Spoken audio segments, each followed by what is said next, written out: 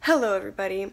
Today I wanted to make a video talking about restriction and why restricting is bad. So I have a couple of points, and the first one is that when you restrict, your body naturally holds on to fat. So yes, you might be losing weight, but that weight could be weight from your muscles. So even if you are losing weight, you might not look thinner. You also might look like flabby, even though thin. Like you don't look, toned. You will lose that tone. You will lose, mass of your muscle, not just fat. And in fact, actually, when you restrict, it actually holds on to fat. And it's better to lose fat than to lose actually weight, if that makes sense. So yeah, the first reason is it holds on to fat. And the second reason is why restricting is bad is because you never know when to stop.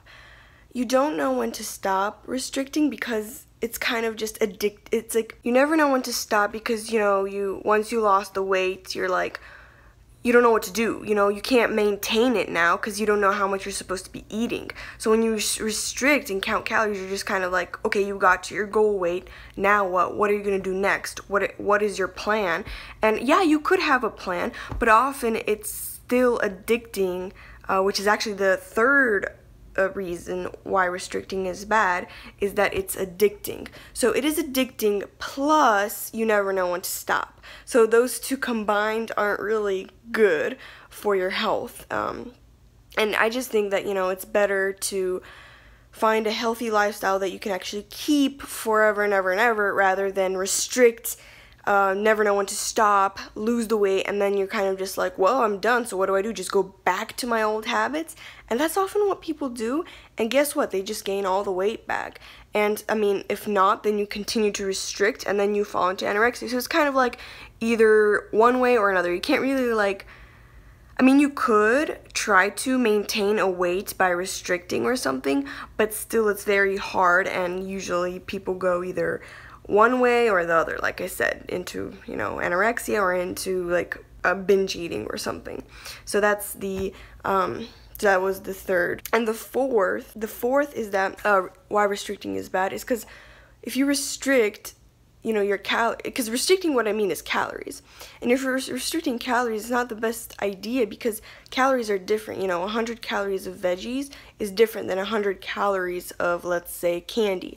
And I know you might say, well, calories in, calories out, it doesn't matter, you can get fat on fruit or whatever. Yeah, but did you see how much, like say strawberries have, by volume versus candy, which could be really small and have loads of calories, versus strawberries that could be, a huge plate of them and only 100 calories. So by volume, calories are different, plus by nutrients. So it's also different in nutrients, that strawberries might have more nutrients, more fiber, more water.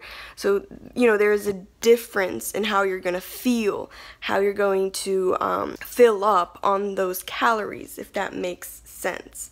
So that is, sorry, I'm keeping this camera so close, I'm like, I need to go back a little bit.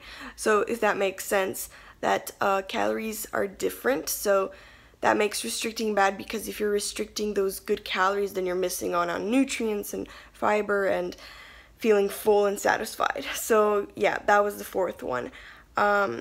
The fifth one is why restricting is bad is because it's not sustainable. Restricting is not sustainable. I know that for sure. Because you can restrict, and you can restrict for a long time, a very long time. You can restrict for years and years and years, but still, it's hard to sustain a weight, and it's just hard to sustain that lifestyle of always restricting, because you're either going to binge or you're going to fall into anorexia, and then you're going to have to, it's a mess. It's not something, sustainable, something like, oh, it's been the same way for years and years and years. No, it's kind of like you binge, and then you kind of restrict even more, and then you restrict a little bit, and then it's like a huge mess.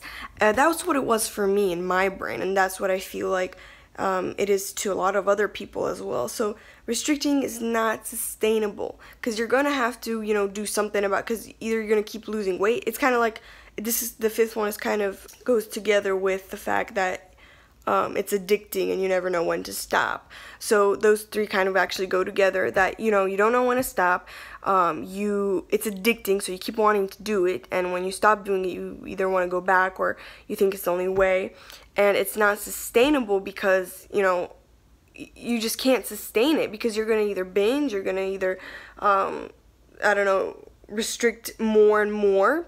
And that's kind of just the thing. I mean, yeah, maybe somebody has found the perfect balance, but I'm just talking about majority of the people and what I've experienced with. So I don't know, guys. What do you think about this? That's just my opinion. I might be wrong, but this is just my opinion on it, and what I've heard other people say and what I experienced. So I'm not like a doctor or anything, and I always write this. I'm not a doctor. I'm just saying my experience. So what do you think? I don't know.